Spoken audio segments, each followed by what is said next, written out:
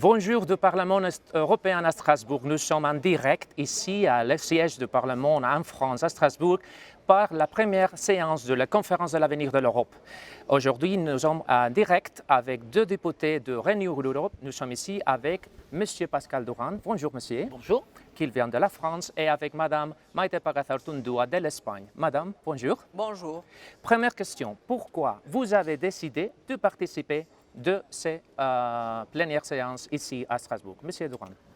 Tout simplement parce qu'on a une chance, on a une opportunité extraordinaire, on a l'ouverture des fenêtres et des portes des institutions européennes, voilà, pour pouvoir enfin débattre avec la société civile, les citoyens, les syndicats, les entreprises, et bon voilà. Donc c'est un moment évidemment à ne pas rater.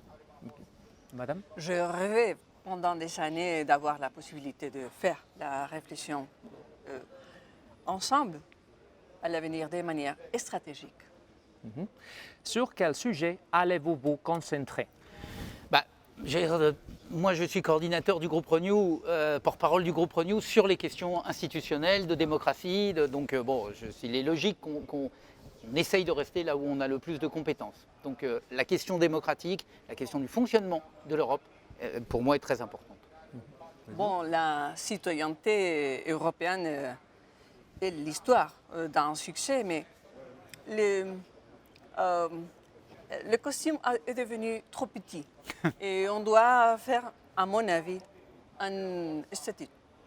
C'est un moment historique parce que jusqu'à maintenant, plus ou moins, toutes les décisions prises au niveau européen, elles sont prises par les institutions, pour le Conseil, pour le Parlement, pour la Commission. Mais c'est important de ces conférences de fonctionner si nous pouvons avoir les citoyens qui participent aussi. Comment allez-vous les convaincre, vos électeurs, pour participer? Alors ça c'est très très compliqué parce que ça se décline, de différentes manières et surtout on ne peut pas le décréter. C'est-à-dire qu'on ne peut pas arriver en disant aux citoyens vous allez participer évidemment.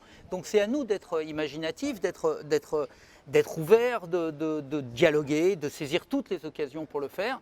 Après ça ne sera un moment historique que si nous arrivons justement à ouvrir ce dialogue avec les citoyens. Oui. Je dirais qu'on peut partager notre passion et la présence, et on verra. On fera notre mieux. Pour ça, nous avons un site internet que tout le monde doit connaître pour se connecter et pour participer, pour trouver des événements. Mais c'est important alors qu'au niveau national, que les partis, votre parti, ils font des diffusions. Comme ça, ça peut être peut-être un succès. Alors, cette étape, c'est important pour l'histoire, pour ça, parce que nous pouvons avoir les citoyens qui peuvent participer. Mais comme il y a les 24 langues de l'Union, j'insiste, cette plateforme, pour la première fois, elle permet d'échanger, de travailler dans sa langue maternelle. Donc c'est un progrès considérable. Vous pensez alors en France, c'est important, aussi la France va avoir la présidence de la Conseil l'année prochaine. Et en Espagne, c'est important aussi de penser déjà aux prochaines élections. C'est important alors que tous les citoyens connaissent bien qu'est-ce qu'il fait à l'Europe et de les donner en parole. Qu'est-ce que vous allez faire en Espagne pour avoir ces citoyens, ces participations? On va lancer un projet de perméabiliser tout ça, de voyager pour tous les côtés et parler avec les citoyens d'une manière très ouverte. On dirait original. Et en dernière question, pour vous, la conférence sera un succès si on arrive à mobiliser exactement la question que vous posiez avant, c'est-à-dire que si on arrive à créer un esprit, un destin commun, une citoyenneté européenne partagée, si vraiment les jeunes notamment se sentent européens, ce qui ne veut pas dire qu'ils ne doivent pas se sentir espagnols, français, allemands, mais aussi européens. Exactement comme aux États-Unis, on peut être texan, californien, mais quand c'est l'État qui est en cause, quand c'est le fédéral qui est en cause, alors on est américain. Et voilà, ça sera un succès si on arrive à ça.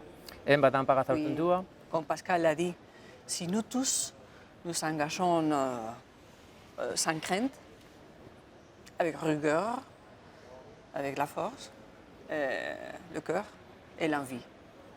Okay. Merci beaucoup de votre participation. Et vous, à la maison, rappelez que vous avez le site de la conférence de l'Europe dans les 24 langues officielles pour tout le monde pour participer. Et nous allons rester ici encore au Parlement européen parce que nous aurons une prochaine interview avec un autre député de l'Austrie. Et vous pouvez rester connectés. Merci beaucoup et merci beaucoup, Madame, Monsieur.